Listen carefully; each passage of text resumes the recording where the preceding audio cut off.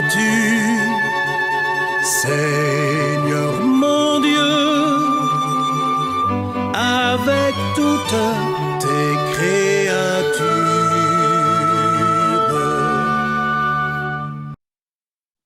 Bonjour, je suis très heureux de pouvoir vous parler du climat et de l'encyclique Laudato Si, 5 ans à peu près après sa publication. Je vais partager mes diapositives. Donc, l'encyclique Laudato Si et les changements climatiques, une petite introduction à partir des travaux du GIEC et de la préface aussi que j'ai eu l'honneur de pouvoir écrire en 2015 quand l'encyclique est sortie. Quelques remarques générales avant de parler un tout petit peu du climat. D'abord, pour dire que la base du diagnostic qui est fait par le pape, qui a une formation de chimiste avant d'être théologien, il faut le rappeler, se trouve d'abord dans la science. L'encyclique couvre non seulement la question des changements climatiques dans son premier chapitre de diagnostic, mais aussi celle des déchets, de la pollution de l'eau, des sols, de la biodiversité, de la qualité de la vie humaine et de la dégradation sociale, ainsi que des inégalités planétaires. L'encyclique rejoint le rapport du GIEC et de nombreux autres rapports sur un point très important, ce sont les pauvres et les plus faibles, notamment les enfants, qui souffrent les premiers, dans la plupart des cas, des dégradations de l'environnement, et ce, alors que ce sont les moins responsables de la situation. Après le chapitre 2 sur l'évangile de la création, que je ne suis pas le plus qualifié pour commenter, l'encyclique se penche sur les causes des crises en cours et sur la racine humaine de la crise écologique. Après avoir reconnu les bienfaits du progrès technologique, l'encyclique insiste sur les limites d'une recherche de solutions à la crise environnementale et sociale qui ne reposerait que sur la technologie et le marché. Le pape insiste sur la nécessité d'une révolution culturelle courageuse pour récupérer les valeurs détruites par une frénésie mégalomane, dit-il. Pensons-y en cette semaine de Black Friday. Le chapitre 4 traite de l'écologie intégrale. Le pape estime en effet qu'il n'y a pas deux crises, une crise environnementale et une crise sociale qui seraient séparées, mais une seule et complexe crise socio-environnementale. Dans son chapitre 5, l'encyclique traite des lignes d'orientation et d'action. Quel genre de monde voulons-nous laisser à ceux qui nous succèdent, demande-t-il. Quel genre de monde voulons-nous laisser aux enfants qui grandissent? Il évoque la nécessité d'une redéfinition du progrès, de développer des formes d'énergie renouvelables et peu polluantes, de promouvoir un meilleur rendement énergétique, tout thème très actuel. L'encyclique se termine par un chapitre intitulé Éducation et spiritualité écologique avec deux prières, une prière pour notre terre et une prière chrétienne avec la création. C'est une encyclique, je crois, qui parle à bien d'autres qu'aux seuls catholiques, qui a joué un rôle important en 2015 dans la mobilisation internationale qui a conduit à l'adoption de l'accord de Paris 6 mois après la publication de l'encyclique. Quelques petits rappels scientifiques. D'abord, un très simple, nous n'avons pas de planète B. Nous habitons la seule planète habitable du système solaire, une planète qui a une très faible atmosphère, une très fragile atmosphère. Elle est très belle aussi, comme vous pouvez le voir ici. Et nous utilisons malheureusement cette atmosphère comme une grande poubelle pour nos gaz à effet de serre et notre pollution de l'air. Nous avons au passage réussi à changer la composition de cette atmosphère. Regardez ici, l'animation ici à gauche montre l'évolution depuis 1850 de la concentration en CO2 dans l'atmosphère, CO2 qui est dégagé chaque fois que nous brûlons du charbon, du pétrole, du gaz ou du bois. Et nous avons réussi à augmenter de 50% à peu près cette concentration en CO2 dans l'atmosphère. On sait que le CO2 est un gaz à effet de serre, c'est un isolant thermique en quelque sorte, qui piège la chaleur en dessous de cette couche de CO2 et le résultat, mais vous le voyez ici à droite, c'est l'augmentation de la température en moyenne mondiale qui a déjà augmenté d'à peu près 1 degré depuis 1850. Voici une autre manière de voir cette évolution de la concentration. On voit qu'au cours des 10 000 dernières années, eh bien, elle a été stable pendant 9 800 ans et depuis que nous avons commencé la révolution industrielle, eh bien, cette concentration a explosé. Ce n'est pas seulement la température moyenne qui augmente, ce sont aussi les extrêmes. On sait que les vagues de chaleur tuent.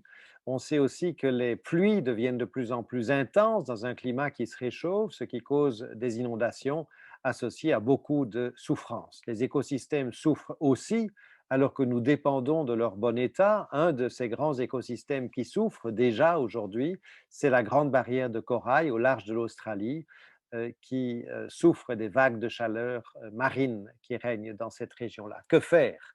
Le rapport spécial du GIEC sur les conséquences d'un réchauffement d'1,5 degré et sur la manière de le prévenir a été très clair. Il faut arriver en 2050, dans 30 ans, à des émissions nettes nulles. C'est ce qui est montré ici, des émissions nettes nulles de CO2. Aujourd'hui, 40 milliards de tonnes. Il faudrait ne pas dépasser zéro sur une base nette, c'est-à-dire ne pas émettre plus en 2050 que ce que les écosystèmes et les systèmes naturels ne sont capables d'absorber. Que faire à notre niveau pour aller dans cette direction-là? D'abord, s'informer à la bonne source, ce que j'espère vous êtes en train de faire à l'instant, écouter les cris du monde et de tout ce qui est vivant, intégrer la question des changements climatiques, de l'environnement plus largement dans notre vie quotidienne, interpeller, questionner les autorités, les acteurs économiques, les mettre devant leurs responsabilités, parler avec notre entourage, notre famille, nos amis, évaluer notre propre empreinte de CO2, faire un audit énergétique de notre logement, par exemple, intégrer dans tous les aspects de notre vie cette question-là pour les verdir. Investir son épargne dans des fonds éthiques et durables est quelque chose qui va dans la bonne direction et peut avoir des conséquences importantes si nous en avons les moyens. Enfin, je vous suggère, et c'est gratuit, de vous abonner à la lettre que je publie avec mon équipe. Voici un exemple de lettre. C'est gratuit, ça paraît 6 fois par an. Vous pouvez aussi lire mon livre, publié la même année que l'encyclique, Une vie au cœur des turbulences climatiques, ou ce livre-ci, plus récent, il a été publié il y a quelques semaines, il est gratuit, vous pouvez le télécharger sur le site du Vif l'Express. Je vous recommande aussi ces 2 livres. Je sais qu'il y a beaucoup trop de références en quelques secondes, c'est pour ça que je vous donne une liste de sites web et il y a en fait une seule adresse à noter, c'est celle-ci, c'est ma page web où sous l'onglet conférences, vous pourrez retrouver cet ensemble de diapositives dès maintenant si vous le souhaitez. Voilà, j'étais ravi de vous parler. Je regrette de ne pas être physiquement avec vous aujourd'hui, mais je vous souhaite une bonne réflexion et une belle journée. Au revoir.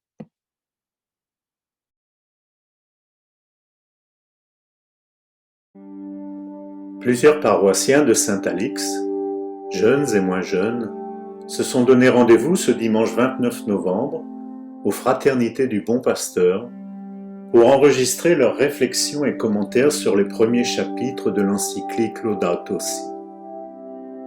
Voici Véronique, Didier, Marco, Louise, Benjamin, Philippe, Laurence, Viviane, Charles-Antoine et Hervé qui entrent dans le manoir où seront enregistrées les vidéos.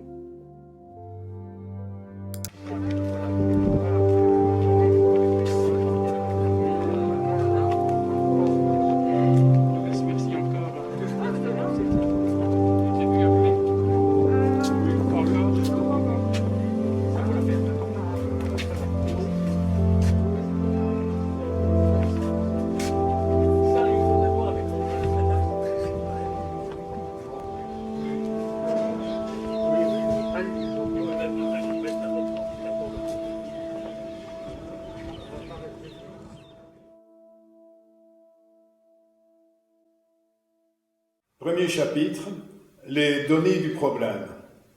Affrontons la réalité. Dans ce premier chapitre, le pape nous invite à prendre conscience de la gravité des problèmes écologiques de notre planète. 3 questions. Premièrement, c'est quoi l'écologie? Ensuite, quels sont les problèmes? Enfin, quel est le plus grave? L'écologie, écrit le pape, étudie les relations entre les organismes vivants et l'environnement. c'est-à-dire entre les êtres vivants et la nature. Cela nous empêche de concevoir la nature comme séparée de nous ou comme un simple cadre de vie. Nous sommes inclus en elle.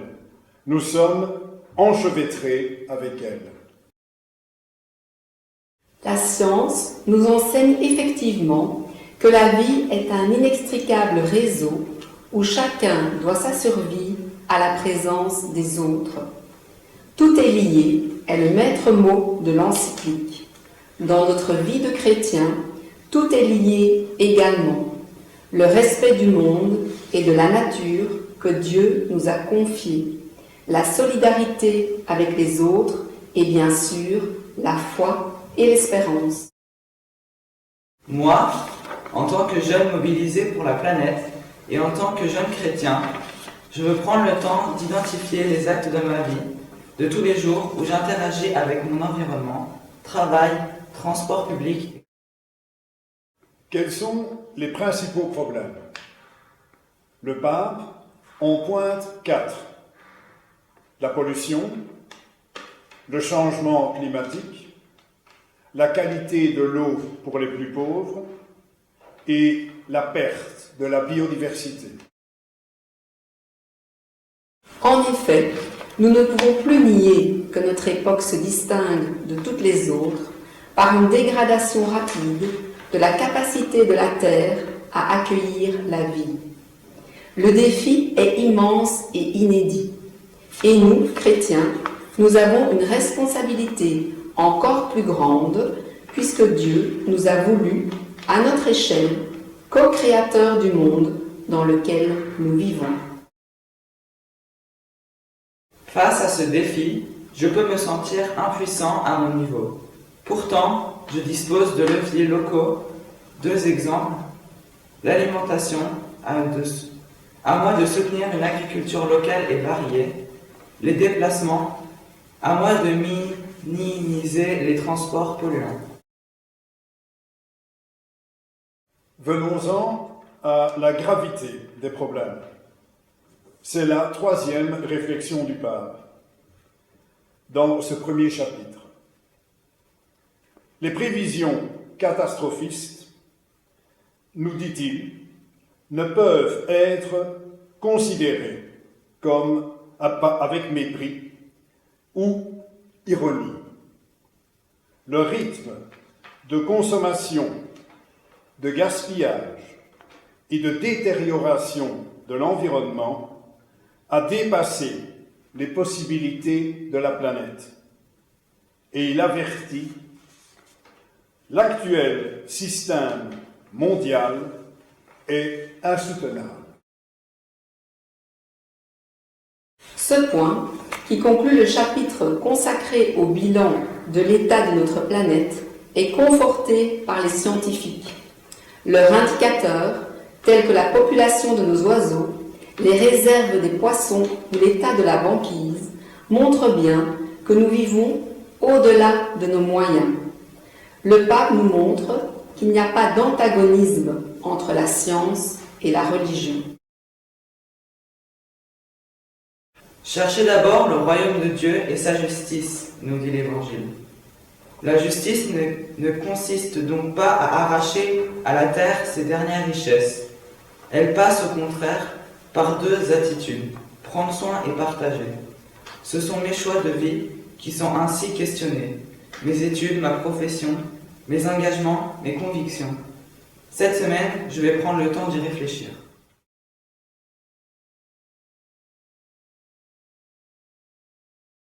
Chapitre 2, une humanité souffrante. Dans ce 2e chapitre, le pape nous amène à, premièrement, réaliser que la prospérité des uns se construit trop souvent sur la pauvreté des autres. Deuxièmement, il nous aide à prendre conscience que les idéaux de paix, de justice et de sauvegarde de la création sont intimement liés. Et enfin, troisièmement, il nous aide à considérer l'indispensable dimension sociale de l'écologie. Beaucoup de pauvres sont dans des endroits particulièrement affectés par les phénomènes liés au réchauffement climatique. Et de diverses manières, les peuples en développement, où se trouvent les plus importantes réserves de la biosphère, continuent d'alimenter le développement des pays riches au prix de leur présent et de leur futur. Ces deux points soulignent quel piège se referme actuellement sur les populations les plus fragiles. Car ce sont sur elles que le dérèglement climatique se traduit par des catastrophes naturelles.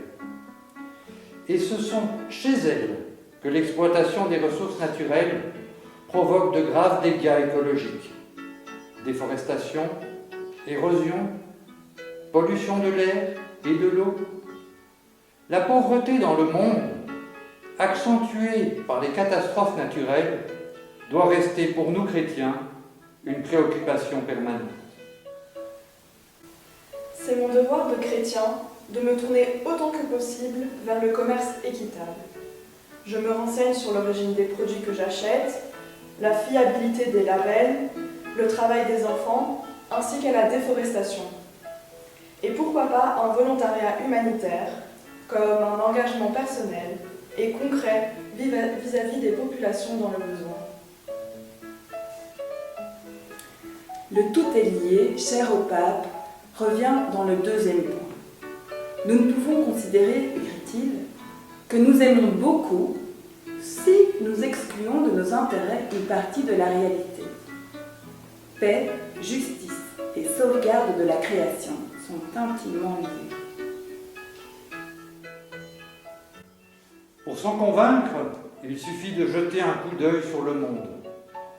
Ainsi, c'est l'avancée du désert au Sahel qui pousse les paysans sans terre dans les bras des groupes terroristes. Ainsi, en mer Rouge, la surpêche a favorisé l'émergence de la piraterie. Si tu veux construire la paix, avait dit Benoît XVI, protège la création. Quel modèle de développement voulons-nous? Appliquons ce qui est proposé par l'encyclique. Ce modèle sert à la création de Dieu, la justice, la solidarité entre tous et finalement la paix des hommes. Le pape nous montre enfin qu'une approche écologique a toujours une dimension sociale, car elle concerne tant la famille que la communauté locale et que la et les nations. La famille est effectivement la première cellule, l'alpha de la société, mais elle n'en est pas l'oméga. Il nous faut voir plus loin. Dans la parabole du bon samaritain, n'est-ce pas celui qui est loin de moi qui se fait mon prochain? Notre confort personnel nous pousse à consommer plus. Soyons conscients que ce confort additionnel est souvent superflu. Ne se fait-il pas en outre au détriment de l'essentiel des plus fragiles? Posons-nous la question.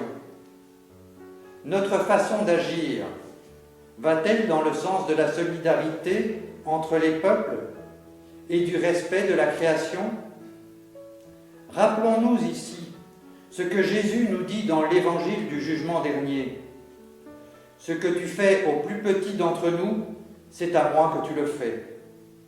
Ayons la force d'adapter au moins une partie de nos comportements individuels dans le sens de sa parole. Je veux agir au sein de ma famille, en parler, convaincre, changer nos façons de vivre. Je veille aussi, dans mon engagement de jeune chrétien, à avoir, comme le bon samaritain, de l'attention pour les autres, même et peut-être surtout s'il n'appartient pas à mes proches.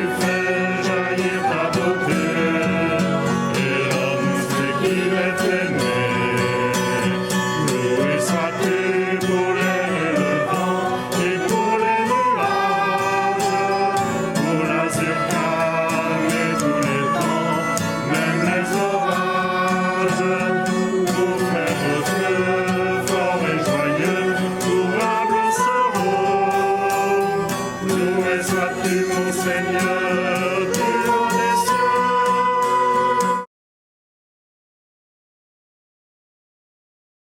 Chapitre 3. Que faire? Fausse et bonne réponse. Parmi les solutions à la crise écologique avancées par d'aucuns, le pape dénonce les fausses réponses, telles que des remèdes purement techniques ou démographiques. Dans la recherche des bonnes réponses, il nous exhorte à faire nôtre les messages de saint François. Voici ce que le pape écrit. Chercher seulement un remède technique à chaque problème environnemental qui surgit, c'est isoler des choses qui sont entrelacées dans la réalité. Et c'est se cacher les vraies questions posées par le système mondial. Reconnaissons que ces problèmes requièrent d'abord les connaissances sur le sujet. On se réfère ici à l'intervention de Jean-Pascal Daniposé, qui écrit dans la préface que la base du diagnostic fait par le pape se trouve d'abord dans la science. Mais une approche purement technicienne de chaque problème séparément risque de nous voiler la face.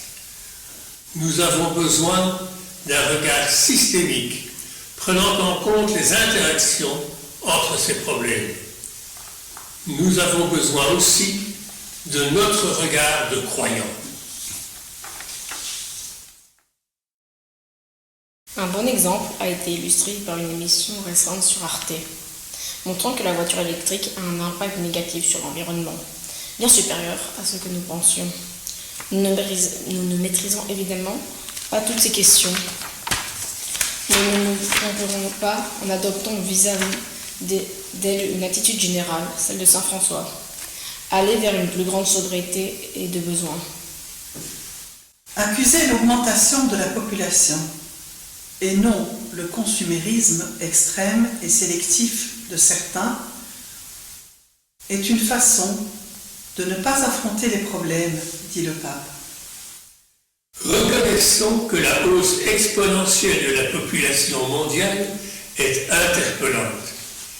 Il est donc tentant de considérer qu'il suffirait de réduire cette croissance, sans devoir réduire le niveau de vie de ceux qui restent. C'est ce que dénonce ici le pape. Si nous pensions plutôt au partage avec les pauvres d'aujourd'hui et avec les enfants à naître d'ici et d'ailleurs, l'encyclique prône avant tout une décision éthique fondée sur la solidarité entre tous les peuples. Et comment partager dans mon quotidien? On peut appliquer la règle des 5 R. Réduire le superflu, réduire le gaspillage, réutiliser, réparer et recycler.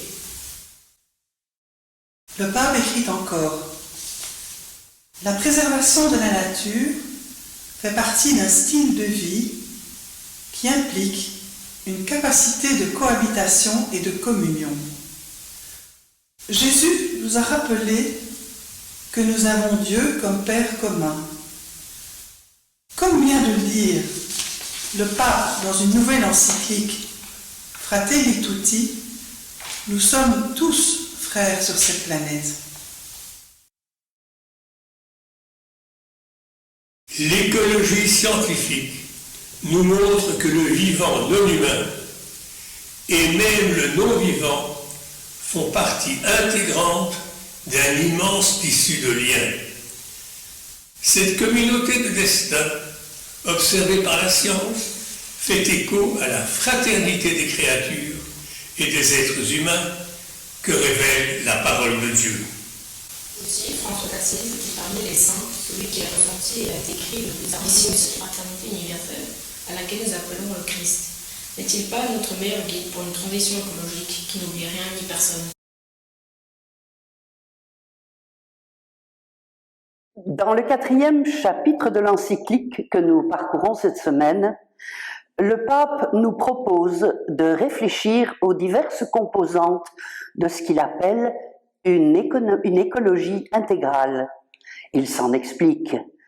Tout comme les différentes composantes de la planète, la physique, la chimie, la biologie sont reliées entre elles, de même, les espèces vivantes constituent un réseau que nous n'avons vraiment pas fini ni d'identifier ni de comprendre. Une bonne partie de notre information génétique est partagée par beaucoup d'êtres vivants, d'où le concept du pape de l'écologie intégrale. Prenons le temps cette semaine d'en analyser 3 aspects. L'interdépendance de toutes les créatures, la biodiversité et qu'il nous faut ou nous faudrait contribuer à préserver, l'urgente nécessité de protéger la création plutôt que de vouloir la dominer. D'abord, l'interdépendance de toutes les créatures. Le pape nous l'a déjà dit, mais il aime à le répéter, toutes les créatures sont liées, chacune doit être valorisée avec affection et admiration. Et nous, en tant qu'êtres vivants, nous avons besoin les uns des autres. Aucune des créatures ne peut se suffire à elle-même. C'est le constat des scientifiques qui étudient les relations entre les êtres vivants. Ces relations sont faites autant de coopération et de symbiose que de compétition et de prédation. Ces réalités parallèles nous font entrer, si nous en prenons le temps, dans une plus grande connaissance du plan du Créateur. Ce matin, j'ai entendu un oiseau chanter, vu une dernière feuille tomber et admiré la finesse des ailes d'un insecte. J'en ai été émerveillée, comme à chaque cours de biologie quand je découvre un peu plus la complexité de la vie et des écosystèmes. S'il y a un miracle à célébrer, c'est bien celui-là. Nous sommes la vie, nous avons autant besoin de protection qu'elle.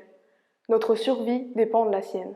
Alors observons notre environnement, apprenons à le connaître et soyons à son écoute.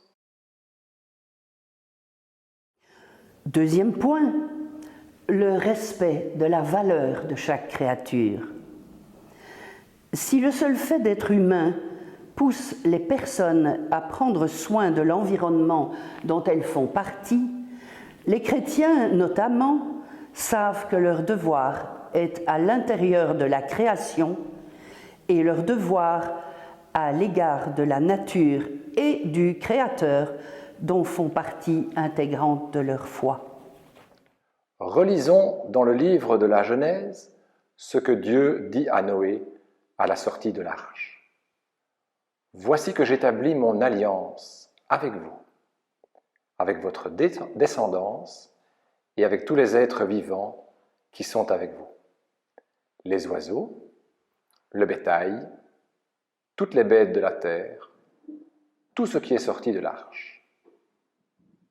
Avons-nous assez conscience de faire partie de la même création, du même univers qu'elle?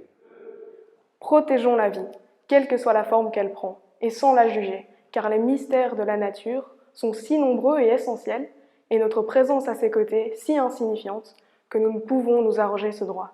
Un tel trésor offert à tous n'a pas de prix. Participons-y, engageons-nous, apprenons, plantons, ouvrons les yeux, n'offrons pas de cadeaux polluants à Noël alors que nous savons que l'essence de cette fête est ailleurs. Mangeons moins de viande, ramassons des déchets, ne tondons plus la pelouse mais plantons des fleurs. Bref, cessons par notre simple inaction ou pour notre confort superficiel d'éradiquer une biodiversité qui nous dépasse. Troisième point, protéger plutôt que dominer. Nous ne sommes pas Dieu, nous redit le pape. La terre nous précède, elle nous a été donnée. S'il est vrai que parfois nous, les chrétiens, avons mal interprété les Écritures, nous devons rejeter aujourd'hui avec force que du fait d'avoir été créés à l'image de Dieu et de la mission de dominer la terre, découle pour nous une domination absolue sur les autres créatures. N'avons-nous pas pris trop au pied de la lettre le commandement de la Genèse? Remplissez la terre et soumettez-la. Soyez les maîtres des poissons et de la mer, des oiseaux du ciel et de tous les animaux qui vivent et viennent sur la terre. Comprenons bien que la parole de Dieu établit ainsi l'humain en tant que gestionnaire infiniment respectueux de l'œuvre du Créateur. Le Christ lui-même ne nous enseigne-t-il pas que la vraie royauté consiste à servir? Ce que nous devons comprendre, en ce temps de l'Avent, mais aussi au quotidien, c'est que nous sommes toutes et tous appelés à marcher dans les pas du Seigneur. Et cela commence par aimer et préserver ce don inestimable qu'est la terre et tous ses habitants. Concrètement, posons-nous toujours cette question: est-ce que ce geste, ce projet, cet article respecte la nature dans ce qu'elle a de plus fragile et de plus beau? Et sinon, pourquoi le soutiendrais-je? Que puis-je faire pour changer les choses? Car elles doivent changer. Il existe quantité d'alternatives et de projets écologiques. Alors s'il vous plaît, ne soyons pas des bourreaux sans cœur ni âme.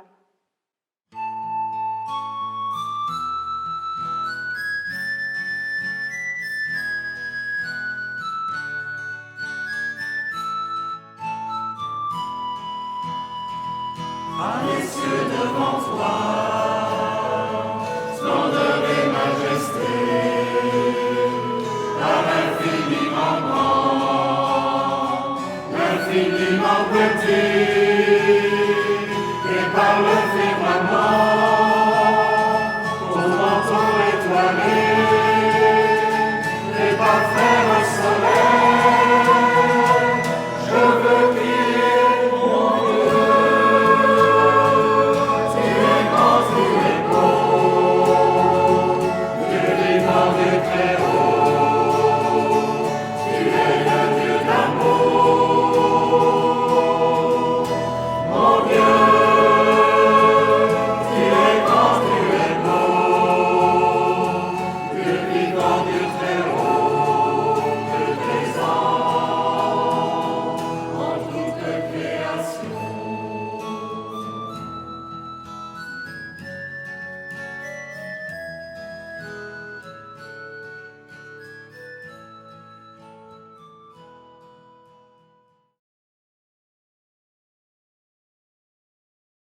Allons aborder maintenant le 5e chapitre, le changement du paradigme et une conversion. S'agissant d'abord de l'éducation, le pape nous appelle à restaurer un paradigme de relation face au paradigme de la consommation.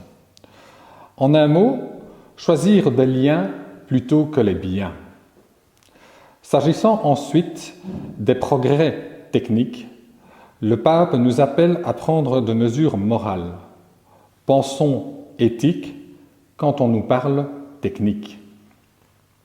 S'agissant enfin de l'amour, du prochain qui enracine la vie du chrétien, le pape nous appelle à lui donner des ailes vers la communauté des hommes jusqu'aux extrémités de la terre. Premier point, les liens plutôt que les biens. Si l'on veut obtenir des changements profonds, pense le pape, il faut garder présent à l'esprit que les paradigmes de la pensée influent réellement sur les comportements. L'éducation sera inefficace si elle n'essaye pas de répandre un nouveau paradigme concernant l'être humain, la vie, la société et la relation avec la nature. Autrement dit, le paradigme consumériste continuera de progresser. Il n'est pas toujours facile d'échapper à la fuite en avant consumériste. Nous savons pourtant que produire et consommer ne sont pas une fin en soi. Il ne s'agit pas non plus de renoncer et de régresser, mais simplement de prendre le temps de se désencombrer au profit d'une restauration de nos relations avec la société et avec la nature, avec à la clé un sentiment de libération. Nous, les jeunes, nous sommes la génération qui peut lutter contre la tentation de consommer toujours plus, que ce soit des vêtements, des smartphones dernier cri, des jeux. Nous pouvons montrer l'exemple aux autres générations. Je veux prendre le temps, régulièrement, de me mettre sur pause pour me promener dans la nature et contempler l'œuvre de la création, ou juste pour prendre le temps de profiter de l'instant présent et par exemple écouter ou échanger avec un ami. Je veux être avant d'avoir, je veux penser lien plutôt que bien, partage plutôt qu'accumulation. Le deuxième point concerne notre regard éthique sur la technique. Le pape nous le dit, on ne peut plus clairement, la technique séparée de l'éthique sera difficilement capable d'auto-limiter son propre pouvoir. D'où la consigne détaillée plus loin, se transcender est la racine qui permet l'attention aux autres et à l'environnement, et qui fait naître la réaction morale de prendre en compte l'impact de chaque action et chaque décision personnelle. La conversion à laquelle nous invite le pape vise à éviter deux pièges. L'un, on l'a déjà vu dans les chapitres précédents, est une foi exagérée dans la technique comme progrès du monde. L'autre est la tentation de nous placer au centre de tout, en négligeant de voir l'impact de nos actions. Tenir compte de l'impact de nos actions sur l'environnement, nous, jeunes chrétiens, nous essayons de l'appliquer au jour le jour. Prenons la déforestation en Amazonie, chère au pape. On voit bien qu'elle a un impact majeur, non seulement sur les habitants, mais aussi sur les animaux. Souvenons-nous des grands singes massacrés, sur la flore. On sait que des espèces ont déjà disparu. Et sur l'eau. Nous pouvons prendre exemple sur ce genre de situation pour chercher à agir dans des situations plus proches de nous. Pour clôturer ce chapitre, le pape invite le chrétien à donner des ailes à l'amour du prochain. L'amour, fait de petits gestes, d'attention mutuelle, nous dit-il, est aussi civil et politique. Il se manifeste dans toutes les actions qui essayent de construire un monde meilleur. L'amour de la société et l'engagement pour le bien commun sont une forme excellente de charité. L'amour du chrétien ne peut donc pas se limiter à ses proches. Il doit également être, comme dit le pape, civil et politique. C'est d'ailleurs plus qu'un devoir, si on y réfléchit un peu. C'est aussi une question d'efficacité, comme on peut le vérifier dans toute action écologique ou sociale. Nous, jeunes, souhaitons veiller à la qualité de relations entre nous et autour de nous, aux signes d'attention et de soutien que nous pouvons nous apporter par les différents moyens de communication dont nous disposons. Cherchons avec d'autres jeunes, croyants et non-croyants, y compris en tissant des liens internationaux, comment être des signes vivants de l'amour de Dieu pour notre planète.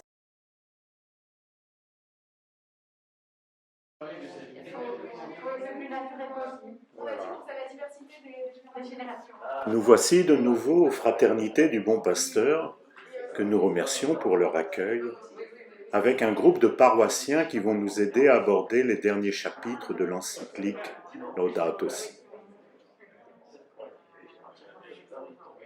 Aujourd'hui, c'est Evelyne, Jean-François et Martin qui vont nous parler de sa dimension politique, de l'individuel au collectif.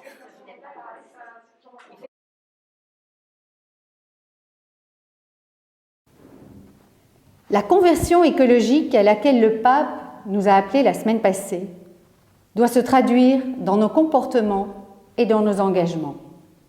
Il nous rappelle d'abord que la protection de l'environnement ne peut se réduire à un calcul comptable.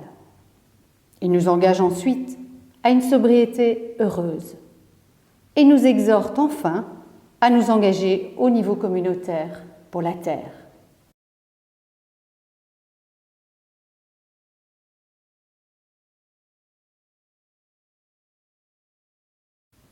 Il faut toujours se rappeler que la protection de l'environnement ne peut pas être assurée uniquement en fonction du calcul financier, des coûts et des bénéfices.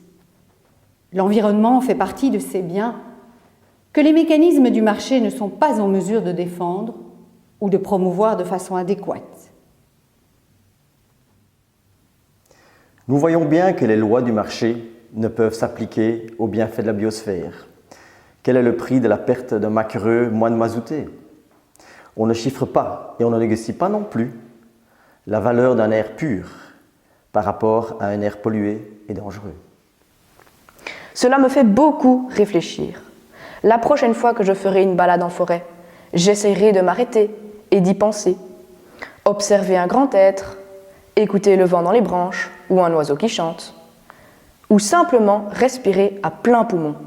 Voilà une séance de cinéma gratuite et grand écran offerte par le Créateur. Merci Seigneur. Dans le deuxième point, le pape revient sur l'importance de la sobriété. La sobriété, écrit-il, quand elle est vécue librement et de manière consciente, est libératrice. Ceux qui en font l'expérience ont moins de besoins insatisfaits, sont moins fatigués et moins tourmentés. On peut vivre intensément avec peu, surtout quand on est capable d'apprécier d'autres plaisirs et qu'on trouve satisfaction dans les rencontres fraternelles, dans le service, dans le déploiement de ses charismes, dans la musique et l'art, dans le contact avec la nature ou dans la prière. Ce n'est pas aisé pour personne de renoncer à un peu plus de confort matériel, surtout quand celui-ci nous apparaît comme une récompense de nos efforts. Et pourtant, nous posons-nous assez souvent la question: ce supplément de confort est-il vraiment nécessaire? Si ce n'est pas le cas, y renoncer nous apportera souvent une vraie joie, celle de la simplicité assumée. Nous l'avons déjà dit la semaine passée, mais il n'est pas inutile d'y revenir. Oui, les tentations sont grandes dans notre société de consommation. Nous, les jeunes, savons, comme le pape nous le rappelle, qu'il faut vraiment nous convaincre et vous convaincre de limiter cette consommation. D'abord, pour sauvegarder cette belle planète que le Créateur nous a confiée. Ensuite, parce qu'en choisissant la sobriété, nous nous sentirons plus disponibles. Dans le troisième point, le pape souligne l'indispensable dimension communautaire de l'engagement du chrétien pour la planète. Il ne suffit pas, écrit-il, que chacun s'amende pour dénouer une situation aussi complexe que celle qu'affronte le monde actuel. Les individus isolés, ajoute-t-il, peuvent finir par être à la merci d'un consumérisme sans éthique et sans dimension sociale ni environnementale. Il conclut: la conversion écologique requise pour créer un dynamisme de changement est aussi une conversion communautaire. Voilà qui est clair. Nous avons longtemps été bercés par la mélodie des petits gestes. Aujourd'hui, les petits gestes individuels ne suffisent plus. Des actions structurelles sont indispensables. En tant que chrétiens, quelles que soient nos convictions politiques, nous sommes appelés à intégrer les valeurs écologiques ainsi que l'option préférentielle pour les plus pauvres dans nos grilles de discernement et nos engagements dans la société. Et cela afin que l'écologie chrétienne ne soit pas réduite à une version chrétienne des petits gestes. Les jeunes connaissent les questions écologiques comme le climat, la biodiversité, les déchets. Mais il ne suffit pas d'essayer de les comprendre tout seul dans son coin. Non, il faut nous mettre ensemble. Déjà, dans de nombreux pays, ce sont les jeunes qui ont tiré et tirent la sonnette d'alarme.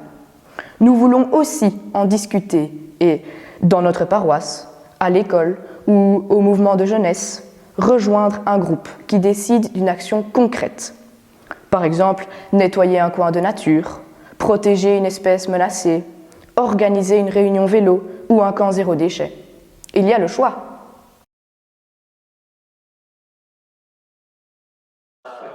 Nous voici réunis pour la dernière fois aux Fraternités du Bon Pasteur. C'est Marie-Ange, Jean-François et Anaïs qui vont nous faire part de leurs réflexions sur le dernier chapitre de l'encyclique Laudato Si.